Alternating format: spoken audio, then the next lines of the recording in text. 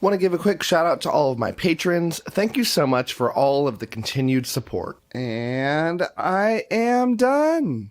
Okay, so I just got done reading The Cuckoo by Leo Carew. This is the third and final book from the Under the Northern Sky trilogy, and I want to give you my unedited thoughts on finishing this book, which was literally just right now. So this is good. It's a 4 out of 5, pretty easy, but I'm kind of down on the score because my expectations were high, and the series started out in a much better place than the series ended, and that's always very disappointing to me. And I find this strange where, like, books could be overall the same quality as another series, but when a series has like a book that's a 4-star and then a 4.5-star and then a 5-star, is such a better series than a series that does the inverse, where it goes 5, 4.5, 4, which is what happened in this one for me, at least. And so I keep kind of thinking back, and it kind of gives the sour taste in my mouth for what I really hoped that the series would end up being, which was one of my favorites, and instead of what it ended up being, which is just a good series. So yeah, I'm going to end up saying that I recommend this series, even given that this book, but just my enthusiasm for this series has definitely taken a major hit. It hasn't made me rethink the first book in the series, The Wolf, which I will maintain is just a wonderful, wonderful book. But my recommendation for it definitely has to be tempered from what it was, 5-6 months ago when I first read it. So overall, before we go into the specifics of this book, without spoiling anything, my problems here were the final 100, 200 pages of this story. And because I found that the story up to that point was extremely enjoyable. I was having a really good time. And there was a major, major event that happened about the midway point through this book. I was jaw-dropped.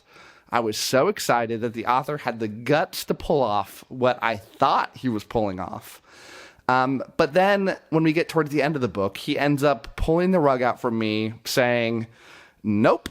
That bravery that I was exhibiting towards the reader was a mask, and I'm just kind of doing the cowardly way about writing this book. And I hate to be so judgmental, but I'm a book reviewer. I can be judgmental, right? And I'm not a professional, so I can say kind of whatever I want.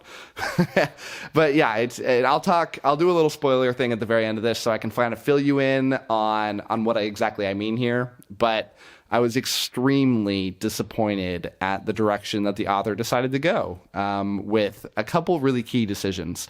I also had a major problem with the very tail end of this book and how it all wrapped up, because this series is going down this point where essentially in the series you have an existential fight going on between these two rival nations that are different races, and they're trying to wipe each other off the map. And you get the sense as you're reading this story that one of two things is going to happen.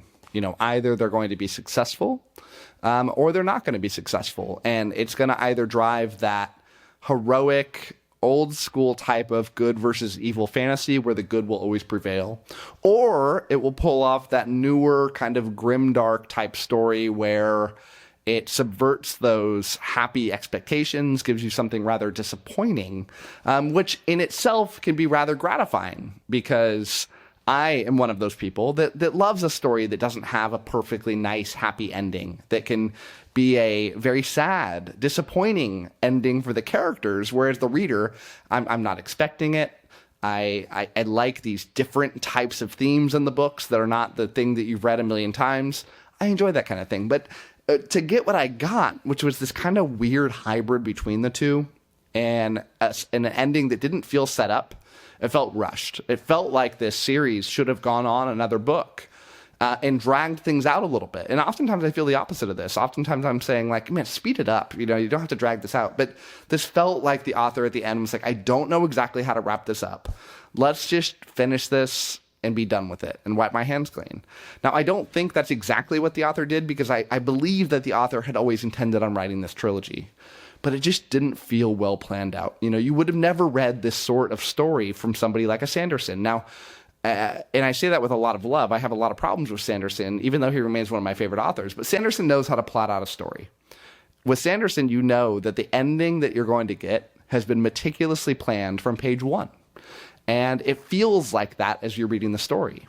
And clearly that did not happen. And if it did, I'm almost more disappointed that the meticulous planning could end up with an ending that we got. So I'm hoping that it was just kind of wrapped up all of a sudden, because it would almost be inexcusable had it been the other way around. And it would make more sense if it was just the Stephen King ending, if you will, where he just writes and says, I don't know how I'm going to end it. Let's just finish it off. And no, so that's just my take on it. So let's go into the specifics here, talk about the different aspects of the story, what I liked, what I didn't like, because ultimately I did like a lot of things here. Because I'm giving it a 4 out of 5, which is an overall that I liked the story and liked the book in general. So speaking of story, let's start with that. Now, without giving any spoilers, I talked about this existential crisis going on between these two nations.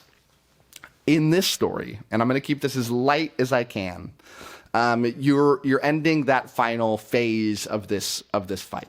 Now I wasn't sure where we were going to go here, because at the end of the second book, it feels like things are kind of wrapped up. It feels like, we had that major battle, and that was the battle to end all battles, and now it's just a cleanup action. So where was this going to go? Well, what actually happened was we got a lot of politics, both at home and abroad, and I enjoyed that. And I'm a little biased. I happen to work in politics. I love when politics kind of bleeds into my books. It ends up taking two of my favorite things in my life and combines them into one thing. So I was enjoying that aspect immensely. Finding out why we had things that weren't so clean, and it was nice. I thoroughly enjoyed the fact that we got a major time jump in this story as well. And I love it when an author has the guts to pull that off. I suspect that a lot of authors simply don't have faith in themselves to pull it off. I feel like it's a gutsy move. And almost always when I see a time jump executed in books that I like, it's done extremely well. And there's a good reason for it. And it's a really good way to make a story have that large epic scope that sometimes you need many years to do that, and telling many years in one, trilogy is impossible without a good time jump. It's the sort of thing that I wish that George R.R. Martin would have done when he was writing A Song of Ice and Fire. And I said when he was writing, because I don't really think he's writing anymore.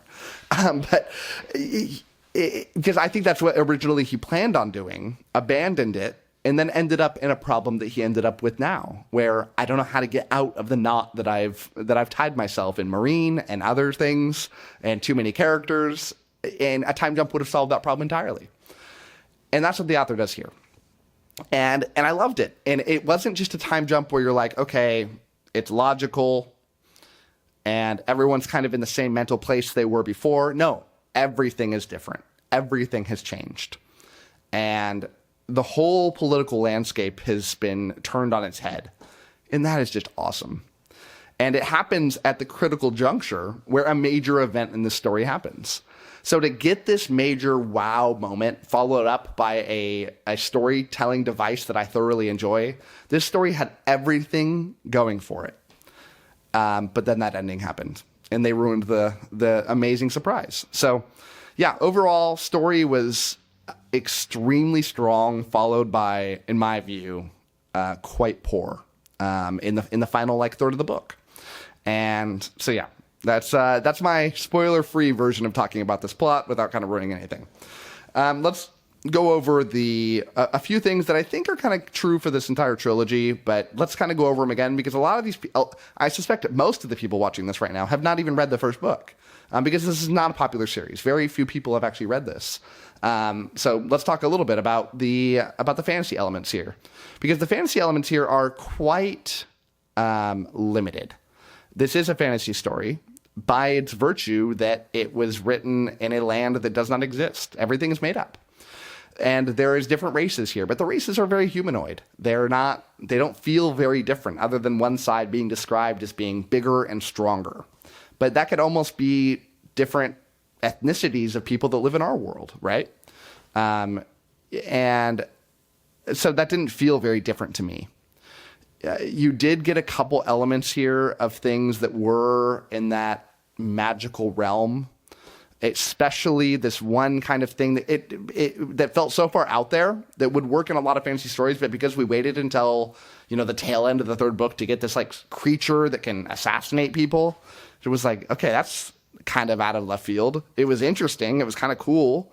It served a good device because of what it actually ended up doing, but it felt out there. And ultimately, yeah, it just feels like there's no real magic going on here. It's kind of classic, old school, you know, medieval type of story. So yeah, in terms of the fantasy elements, yeah, nothing special here. In terms of the world building, I actually think it's rather well done. Now, it's not the most incredible thing I've ever read, but it does give you that kind of grand scope of a continent. But the continent does feel rather small. It does that A Song of Ice and Fire thing where characters can travel from one end to the other in way too small a time. Now, maybe this continent is very tiny, but the way that people talk to each other, they make it seem like it's a very large world, but very clearly it is not, where the author's just doing those shortcut moves that, again, are very difficult to do unless you do big time jumps. But the time jumps weren't, you know, executed throughout the book until that big one. You know, characters would go from the very northern side of this map to the southern end in way too fast. So it kind of brought me out of the world a little bit, but the map is very pretty. You know, it's not, again, nothing incredible. You know, the only locations written on the map are the locations we're going to visit as the reader.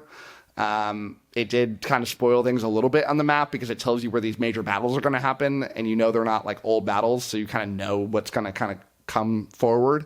But I did find myself kind of lost in the world and looking at the map a lot and, you know, feeling like it's a living, breathing world, so that's nice.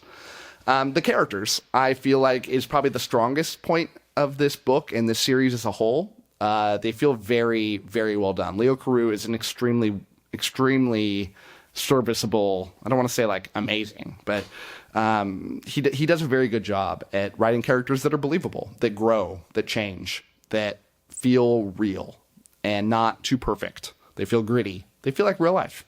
And I appreciated what he was able to kind of bring to the fold here. I especially love the wife of the main character here, Keturah. She feels like the character with the most amount of growth in this story. She's very capable, even at the beginning of this story. She feels like the grounded one of the relationship, the one that holds the politics together. You've got Roper, the main guy here. He's the warrior. Point him in the right direction, he's going to get it done. But he's very ignorant of court politics and how to keep the realm together. She's the other side of this. But I feel like there's so much growth that happens in this character. Now, she does make a very, very strange choice at the end of the story from a character perspective that was so odd to me. I'm going to talk about it in a moment. But other than that, I thought she was very well done. From the writing quality perspective, from the prose, it's okay. It's not bad. It's not good. You're not going to get purple, flowery prose here. You're not going to get anything that you're going to be like, man, that was deep. But you're not going to be criticizing it. And in general, that's what I'm kind of hoping for in my stories. Obviously, I'd want the top tier, the Robin Hobb type stuff, the Steven Erikson stuff, the Christopher Rocchio stuff. But, you know, I can't expect that kind of thing. But what I hope at the very baseline is what this story is. So wrapping up overall, before we go into spoilers, do I still recommend this book and this series? Yeah. Just go in with the right expectations. And possibly go read some reviews of this. Because I'm probably not in the prevailing opinion that this final story kind of flubbed it a little bit. And maybe that's because hype. You know, a lot of people want something to happen, so they will it into existence. But I also could just be reading into things that other people don't. And the things that I like are not what other people like. That's totally a thing. and not just for me, but for everybody. So, you know, don't take what I'm saying for gospel. This is a really good series. Okay, so we're wrapped up there. Let's now put the spoiler tag on. I'm going to put something down at the bottom of the screen so you know what's up, so you can't get upset with me afterwards. Okay, let's talk about the specific aspects here that I was upset about. So Roper, the main character of the story, by far the main character, even though there's multi-POVs, he's the guy, just dies in the middle of this book. He gets assassinated. You think he's going to get out of it. In fact, you know he's going to get out of it. And he literally gets pushed on a cliff and you see his dead body. Yes. Yes. I am here for it. That is awesome. I don't know that I've read a series that did that. You know, I've read the Ned Starks getting offed in the first book, but I don't think I've read the main character getting offed at that point in a story. Sometimes the main character dies at the very end of the story, but there was hundreds of pages left where Roper is now gone. Yes. Unfortunately, he doesn't stay dead. It does a very pathetic job at getting him, oh, he didn't actually die. You saw the wrong body. He's actually alive. He was in prison for, a decade, but somehow still has his sanity. And even though he's kept in the dark for a decade, that sucks. It just ripped the wind out of my sails to see that happen. And furthermore, I was like, when that happened, he brought back, I was like, okay, this sucks. I'm super disappointed, but at least I'm going to get that feel-good feeling of, that moment where he comes back and surprises everybody and everybody's all teary-eyed. Maybe I get a little teary-eyed. And I love reunions in my stories. And he comes back and his loving wife, who just is the power of love with this woman. They have a child together. And he comes back. She's been, leading the country since he's gone. Basically, he comes back and she's mad that she's no longer in charge and won't even talk to him. That is ludicrous. That is so out of character for everybody here. It kind of ruins that character and ruins that one saving grace of going down this choice that the author decided to go. It was mind-boggling to me. And beyond that, let's move past it. Roper's back in. He's going to lead the battle. They're clearly going to win. But they don't. And I'm okay with them not winning. And there was a moment where I'm like, they're going to get wiped out. This is going to be a tragic tale. He came back, and you expect that he comes back for a reason, and he's going to win, but he's going to die. And everyone's going to die. And the good guys lost. That's cool too, right? But no. They do this stupid thing where, no, we're actually going to go escape to an island at the end and resurrect our people on this island and live there now. What? It wasn't set up at all. The only time they mentioned the island was like 50 pages before they actually sailed there. And it felt like it had no purpose other than the author going, I don't have the guts to make this a sad tale. It's sad, but, I don't want to just be that depressing as an author. So it just felt like there were multiple directions that he could have gone. I feel like he chose the worst one. And it just left me with this really sour taste in my mouth as I finished the story. So maybe you've read this and went, yeah, that's awesome. I didn't want Roper to die. I wanted him to come back. I didn't want him to totally lose. I like that they didn't totally win. I like this middle route. Great. Good for you. I'm so happy that you loved it. I wish I was you. But I'm not. And that's why I'm left with this weird feeling of a series that ultimately kind of missed out on the great potential that it had in the first book. So I've talked for long enough. That is my review. Let me know your thoughts in the comments. And as always, a very happy reading to you. Thanks again to all my patrons, with a special shout out to my Ascendant tier and Librarian tier patrons: Anna G, CJ, Doust, Darren, Gregory, Jonathan, Nathan T, Nev's Book Channel, 𝗓𝗏𝗏, Ron Reich, Russell, Ryan L, Sydney Baker, Tay C, Tahir, Anna, Andra, Blair, Brock, Evan, Fanixan, Harry B, Joe, Cat Mick, Michael Sugarman, Philippe, Sky, TW57, Wacky, and Zion. Thanks for sticking to the end of this video, and if you want to watch some more content from my channel, click over here and I've got some good videos for you. Thanks so much.